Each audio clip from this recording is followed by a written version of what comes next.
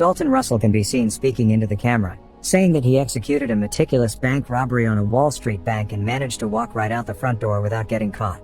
The only remaining question is how he actually did it. He and his team are seen driving up to the Manhattan Trust Bank, masked as painters.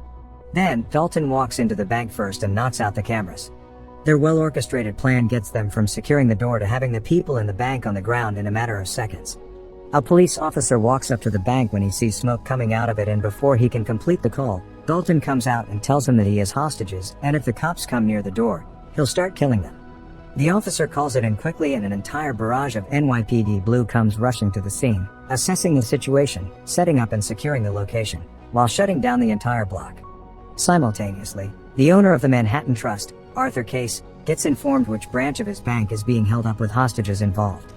Hearing the news makes Case very nervous, so he calls a high-power broker, Madaline White, to find a way to protect his very important family heirlooms held inside a safety deposit box in that branch. However, she gives him one rule, that if he does decide to tell her what's inside the box, even though he doesn't need to, and he lies to her, her promise of discretion, as well as their agreement, will be void. Case doesn't lie but doesn't tell the truth either. He simply wants her to make sure that the secret contents of the box either stay locked in there or disappear. Madaline agrees to work with him. Now, on the other side of the situation are the two other major players in this story, the detectives Frazier and Mitchell, from the hostage negotiation team. Frazier is a veteran cop who's much too smart to work for the police, but he has a small internal affairs matter hanging over his head that he probably had nothing to do with, as he will keep on insisting until the end. The detectives are seen rushing to the bank and stepping inside one of the police vans to talk to Captain Darius, who's in charge of the scene. He tells them that no one knows the number of suspects or hostages inside the bank yet. Frazier tells Darius that he'll let him get control of the crime scene, and once he has more detailed information, he expects him to give him a briefing. Meanwhile, he and his partner will be in the dinner. Meanwhile, the robbers take the hostages down to the safe room and line them up, then separate them into bank employees and everyone else on the other side. Dalton instructs the hostages to take their keys and phones out of their pockets or handbags and hold them in the air to be collected by his associate. One of the bank employees doesn't give away his cell phone and says that he's left it at home. Dalton doesn't believe him, so he finds a phone that has his number on speed dial and calls it, revealing that it has been left in his office. When Dalton finds that out, he takes the man to the office and beats him savagely, making an example out of him to the others. Dalton walks out of there splattered with blood, so one man gives him his keys and a boy shows him his video game console, which the robber tells him to keep. Next, Dalton reshuffles the hostages again, making them line up by their gender and tells them all to strip to their underwear. Everyone except an older lady does it, so his female associate takes her to another room while he instructs the rest of the hostages to put on the suits and the masks they are being handed. Later, an elderly hostage who works in the bank begins feeling sick and tells them that he has a heart condition. Dalton and one of his associates let him go, and the police have him instantly on his knees while he tells them that he was sent out to tell them not to come close to the bank or he'll throw out 2 dead bodies. The team of robbers checks on the other hostages and then going through the bank, passing the safe and the deposit boxes, and lastly stopping in a back room with office supplies.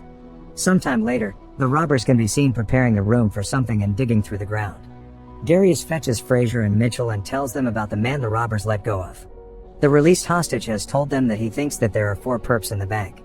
Darius also informs the detectives about how he's managing the perimeter, that he's awaiting video footage from the bank when the heist began, and that all the phones from the bank have been diverted to them. That's Darius' end of the game. Now Frazier has to decide how to move forward. The detective thinks that it's still not the right time to call the robber because he wants to see what he does next. During the wait, Mitchell finds the robber's van, which they will dust for prints even though it was probably stolen.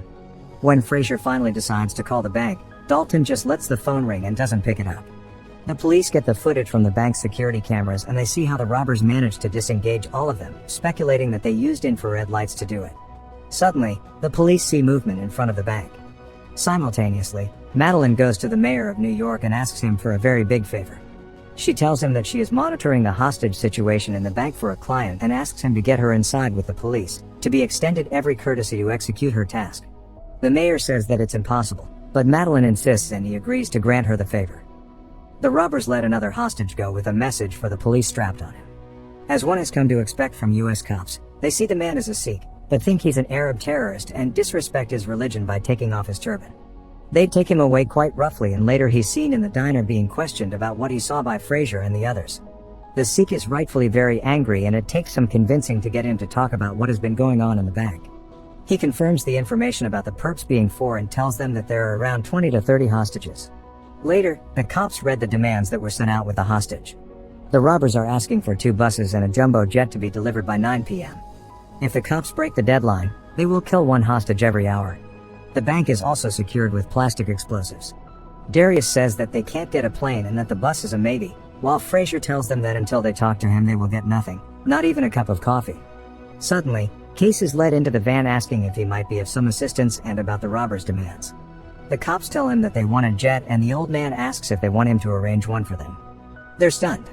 He wants to stay there and see the progression of the situation, but he is escorted out of the van. Later, the robbers demand food to be brought in, which gives the cops an opportunity to bug the bank and hear what they say. The officer in charge of the tapping devices suggests they use pizzas so the people can group around the food more and talk when Frazier asks her about a special listening device she has there. She tells him that it's a digital recorder that can take up to 30 seconds of material.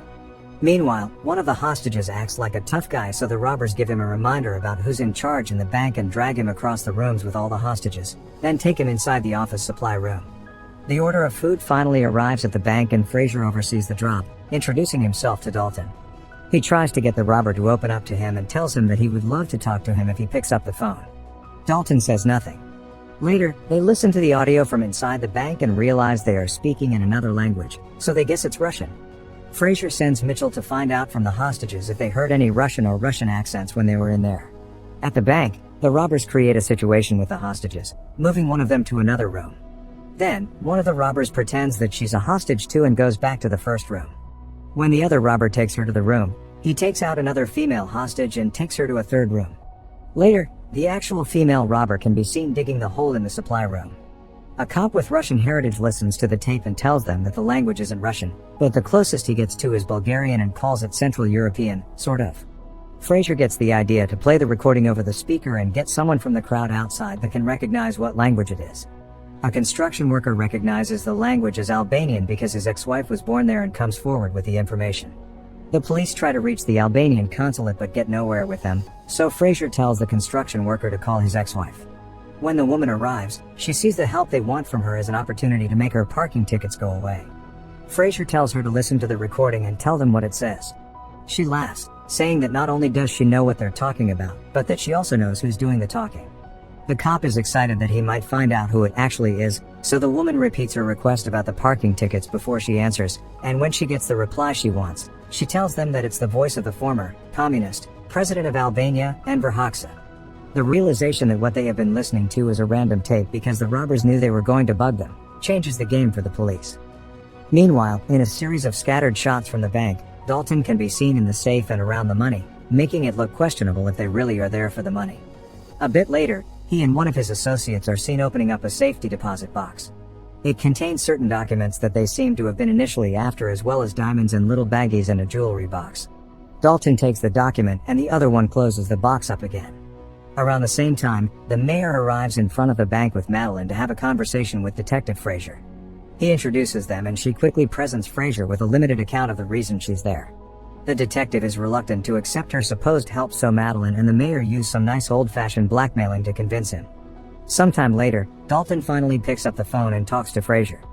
The conversation goes pretty much nowhere, with Dalton just repeating their demands and threatening the detective to kill hostages if they aren't met in the time frame he set up.